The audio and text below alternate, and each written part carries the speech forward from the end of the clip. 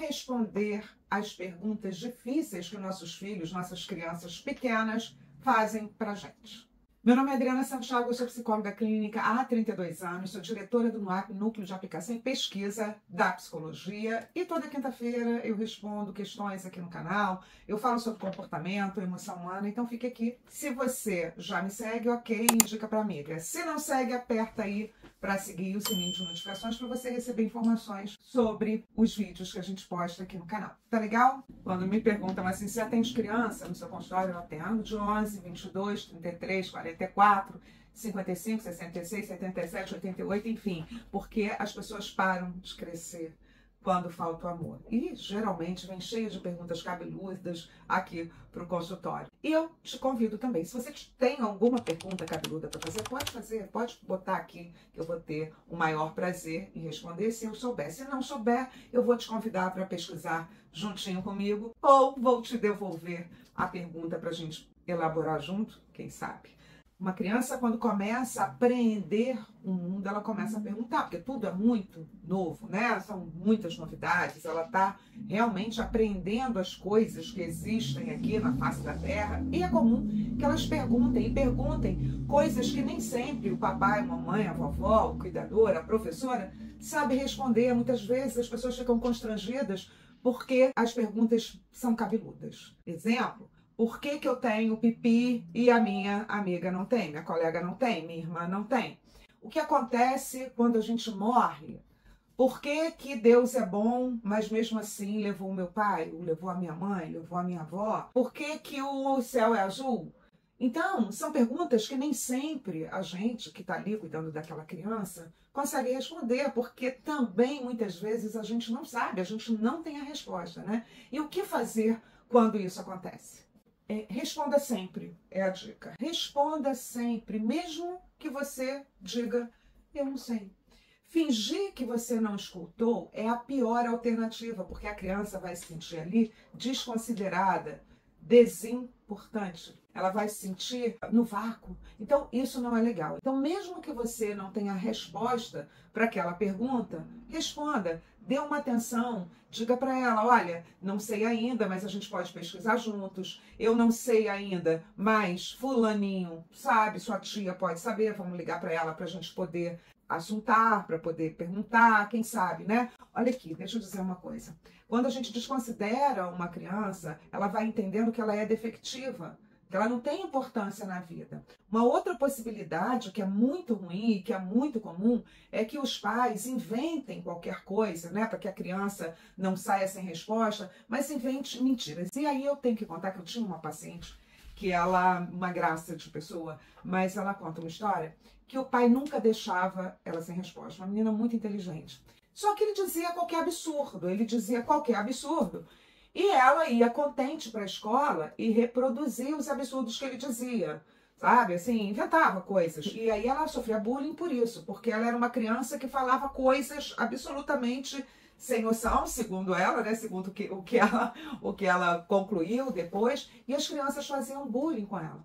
E quando cresceu, e nas sessões de terapia, ela dizia para mim assim, meu pai respondia todas as minhas questões cabeludas de uma forma mágica, eu reproduzia, eu sofria bullying na escola, e hoje eu entendo que ele era um grande mentiroso. Isso me causou muitas dores, porque todo mundo implicava comigo. Então, Adriana, mas isso é uma coisa pouca para alguém ficar traumatizada, cada um com os seus. Cada um com seus traumas. Você tem sua vidinha aí, tem suas esquisitices, seus pequenos traumas da vida cotidiana.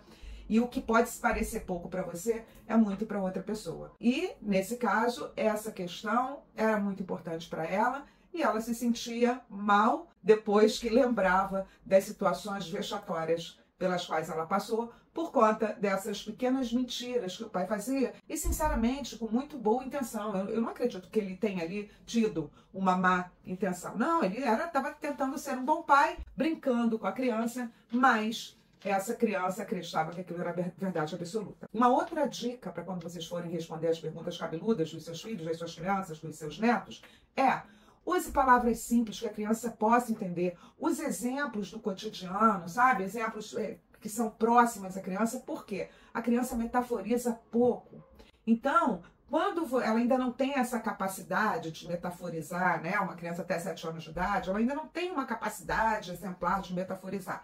Então, por exemplo, se você diz, eu sou todo ouvidos, ela vai te imaginar cheia de orelhas pelo corpo. Então, por quê? A palavra ainda tem um peso, né, de pedra para essa criança. Depois de um tempo que ela começa a treinar, né, a imaginação, a leitura, ela começa a metaforizar melhor. Então, utilize coisas, mesmo que você seja poeta, né, poetisa, mesmo que você goste de utilizar metáforas, assim como eu, mas tente ser o mais objetivo possível, utilizar e contar histórias. Contar histórias também é legal, mas com um palavreado que a criança tem acesso, né, que ela possa entender com facilidade. Voltando à questão, né, de quando a criança te pergunta e você não sabe responder, não vale a pena terceirizar, ou finge que não escutou, ela vai se sentir desconsiderada, e quando você terceiriza, ela vai buscar essa informação ou com amigos ou na internet, porque agora a criança tem acesso à internet, e pode não ser a melhor resposta. Então, é sempre bom estar junto, é sempre bom, quando você tem dúvidas ou quando você não sabe, mostrar a sua vulnerabilidade, porque a criança vai entender que ela pode ser vulnerável também. Uma outra questão de consultório muito interessante, né? Um paciente que eu amo profundamente, ele se diz narcisista, né? E veio procurar terapia, contrariando a minha tese de que narcisista não procura terapia. E ele veio justamente para tratar o narcisismo dele. Ele dizia que o pai dele, ele entendia o pai como perfeito quando ele era criança, né? Então ele via aquela figura maravilhosa, onipotente, onipresente, e ele se espelhava nesse pai. No entanto, ele foi obrigado a engolir as suas vulnerabilidades, né? Ele não se sentia capaz de chorar, ele não se sentia capaz de falhar, porque afinal de contas o seu espelho era um homem perfeito, que nunca falhava, que nunca chorava. Foi só com 45 anos de idade que ele foi entender que o pai morreu por depressão, justamente porque nunca pôde demonstrar a sua vulnerabilidade. Então, quando você estiver com uma criança, não há problema nenhum em você se mostrar vulnerável, não há problema nenhum em você dizer, eu não sei, não há problema nenhum em você dizer, vamos pesquisar juntos, né? Igual uma aluna, que é quando a gente não sabe, mas, vem cá, vamos lá, vamos juntos. E isso não é demérito, não é demérito em nenhuma hipótese. Então, quando seu filho fizer uma pergunta difícil e você não souber responder, você pega na mão dele e diz, olha, podemos pesquisar, ou em última instância, você pode dizer também, devolver a pergunta e perguntar para ele, o que você acha sobre isso? O que você acha sobre a situação? Isso vai aguçar a sensação de empoderamento dessa criança e vai fortalecer esse espírito de cientista que toda criança nasce. Toda criança nasce curiosa, toda criança nasce com vontade de saber, mas muitas vezes as condições ambientais vão sufocando essa curiosidade, né? Vão dizendo, isso não é assunto de criança. Não, mas se a criança está te perguntando, é porque está na hora de você responder. Ainda não está na hora de conversar, não. Se isso veio como questão, está na hora de você responder. Tanto faz se o assunto for morte, tanto faz se o assunto for sexo, está na hora de você atender a demanda dessa pessoa pequena que te solicita. As crianças amadurecem em momentos diferentes, né? Então, tem crianças que são maduras para os assuntos de determinada idade, outras não, né? Então, responder à demanda é fundamental. Estimular a curiosidade também é fundamental. Não saber é importante. Perguntar é muito importante. Os grandes cientistas, eles só são grandes cientistas porque eles se perguntam o tempo inteiro. Eles não se contentam com respostas prontas. Então, estimulem a curiosidade dos seus filhos, atendam à demanda, escutem e não riam, por exemplo, quando eles fizerem uma pergunta que parece óbvia ou estapafúrdia ou... Não! Toda pergunta é legítima e deve ser estimulada. E, já falei, se não souber responder, vá junto com a criança, devolva a pergunta para ela, mas com atenção e sim, com vontade de entender também a questão dessa criança. E é por aí. Isso vai estimular o sistema cognitivo dessa pessoa e emocionalmente você vai fortalecer o vínculo. Muitos papais e mamães se perguntam por que meu adolescente não fala comigo? Por que ele é revoltado? Por que papapá? Porque você provavelmente não conseguiu criar um vínculo sólido, né? Fazer cumplicidades ali, inclusive nas perguntas que elas te fizeram lá no início da vidinha delas.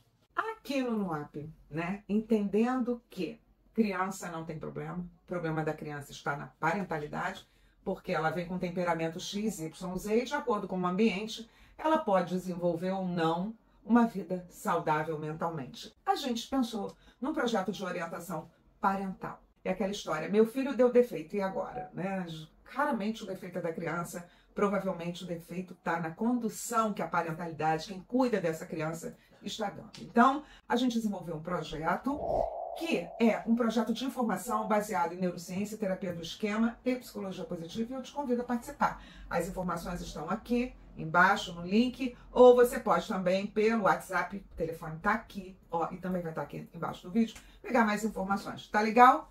Um grande beijo, fica aqui porque vagalume esperto pisca junto.